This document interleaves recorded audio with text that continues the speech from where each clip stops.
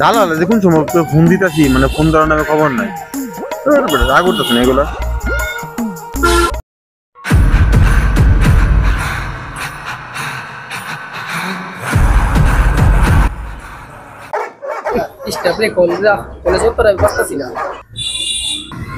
ভাই আমি কইতে কোন শুনতে বই রয়েছি, তাড়াতাড়ি আন। এই বউ 2 মিনিট আইতেছে।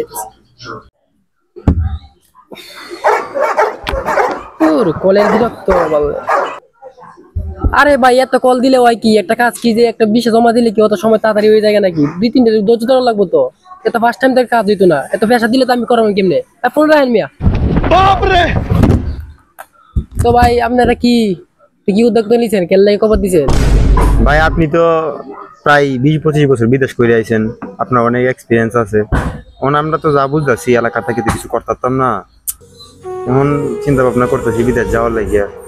আপনার কাছে আইছি আপনার সাথে বোঝার লাগে, আপনি যদি একটু সহায় করেন কিংবা আমার সাহায্য করেন তাহলে বিদেশ যায় একটু ভালো হইব আর কি, টাকা পয়সা ইনকাম করতে হবে। আপনি কোনটা করি এই যে একটা কথা কইলা দেখ মনে লাগছে। হ্যাঁ তোমরা বয়সে কিন্তু আমরা বিদেশ গেছিলাম, আমার কিন্তু হ্যাংলা পাত্তা মনে হয় না, কিন্তু কম বয়স মনে হয় না। আমার বয়স কিন্তু 30-35 কিন্তু দাঁড়িয়ে মরে উঠছে নাকি মাউন্ট আর কি বুঝছেন। তুমি কইতেছো বিদেশ যাইতা, এই যে একটা ভালো কথা কইছো, বিষয়টা ভালো লাগছে। এই যে এই পোলাপানে গ্রামটা আমি ঘুরবো, কিচ্ছু করতে না। তোমরা যদি এই বয়সে বিদেশ যাও অনেক কিছু করতে পারবা। তোমার লাগে একটা আইডিয়া করতেছি, তুমি কোন দেশে যাইতে চাও? ভাই মালয়েশিয়া তো কলিং বিষয় খুলতেছে না, তাহলে আপনি এক কাজ করেন আমার সৌদি আরবে পাঠাই দিন, তাছাড়া কি করবো।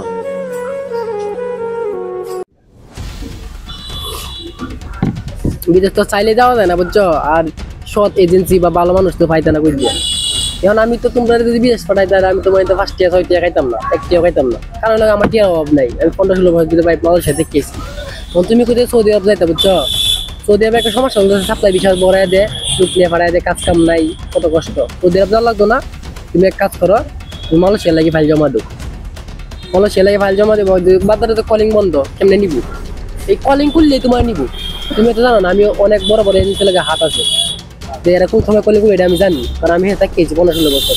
আর তোমার আমি যে কাজ দেয় এই কাজ আমি এই কাজে এই কোম্পানির মধ্যে কাজ করি, আমি এই কোম্পানি ভালো একটা পদে আছি বুঝছো। এই ভাই মালয়েশিয়ার কলিং বিষয় বন্ধ, আপনি কিভাবে লোক পাঠাবেন? তুমি যে কথাটা কইতে ঠিক আছে, কিন্তু কলিং বন্ধ, কিন্তু কাল কত খুলতে পারে, এরপর দিন তো খুলতে পারে, তার কিন্তু গ্যারেন্টি আছে কি? গ্যারেন্টি নাই। তাহলে এটা মাথা লাগবে।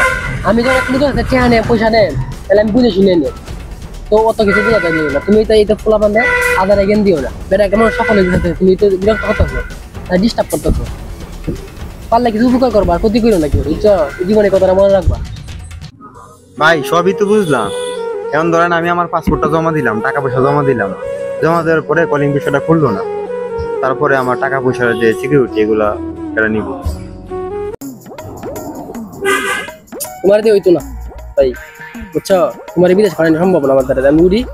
আর ভাই বন আপনি উত্তরণ গেলে বন ভাই বন আপনি বনে যাই বন। তোমরা লোক আমার এলাকার লোক, তোমরা লোক আমরা দুর্নীতি পাত্রে করি, আমরা তো এলাকাতে হওয়া লাগতো না, এলাকায় আনা লাগতো না।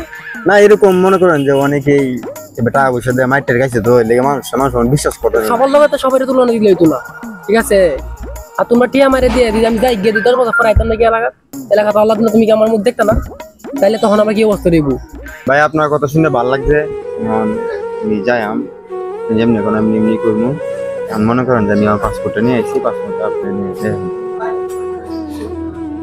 পাসপোর্টে বয়স ঠিক আছে তো? আইডি কার্ডের লাগে পাসপোর্টে মিল আছে? ভাই একদম সবকিছু ঠিক আছে, 100 কোনো ঝামেলাটা মেলা নাই।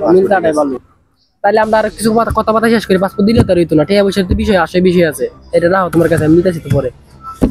তখন বিষয়টা হইল যে 22 তারিখে এই সামনে, এই গত সামনে আমার 22 তারিখ কিন্তু মালয়েশিয়া কলেজ খুলবো। কিন্তু এটা আমার বড় এজেন্সি লোক, যে আমি টাকা সাথে এজেন্সি লোক যারা লোকে ব্যবসা করি, তারা এই খবরটা আমার দিচ্ছে, কিন্তু অন্য দালাল লাগে জানে না, এ লাগে জানে না। কারণ আমি হিনে তাকিয়েছি, আমি 15 দিন কিন্তু দেশে হয়েছি, 15 দিন দেশে মানুষের দেখি 15-16 দেখি মানুষের হাওয়া বুঝি। 22 তারিখে শুরু হইব, তুমি যদি যাও তাহলে তোমার এই কলিং এ 2 বার লোক যাবো কম, তুমি শুনতে আছো এটা, এই কলিং এ লোক যাবো কম, বেশি হইলে 50,000 লোক নিবো, যেটা শুনতেছি। আর এটাই সম্ভাবনা বেশি। তখন তুমি যদি যাও তাহলে আমার নগদ টিয়া দেওয়া লাগবে, ক্যাশ দেওয়া লাগবে। কারণ ক্যাশ দিয়ে দিলাম, তাহলে আমি যদি কোনো একটা এজেন্সি মানে সাবমিট করি পাসপোর্টটা টিয়াটা, তাহলে আমার 20,000 দিব। আর আমি তো বাইরে যাইতে 20,000 দিতে হইতো না, বুঝো না? ভাই টিয়া পয়সা ঝামেলা নাই, ধরেন টিয়া পয়সা আমি আমার চাচা চাচি আছে আর আত্মীয়স্বজন আছে, হ্যাঁ, সবার কাছে টান মান দিয়ে আমি টাকাটা আপনার কালকে দিয়ে দিয়ে আসুন নাকি? ভাই 5 তারিখ যদি কলিং করলে তাহলে আমরা জমা দেন পাসপোর্ট। কোনো দিত নেই। আচ্ছা, তাহলে এখন টিয়া পয়সা ম্যানেজ করে কালকে পাসপোর্ট আর টিয়া ডি নিয়ে দেয়া আপনি। আচ্ছা ওকে। তাহলে এখন যাই, টিয়া পয়সা ম্যানেজ করি গে।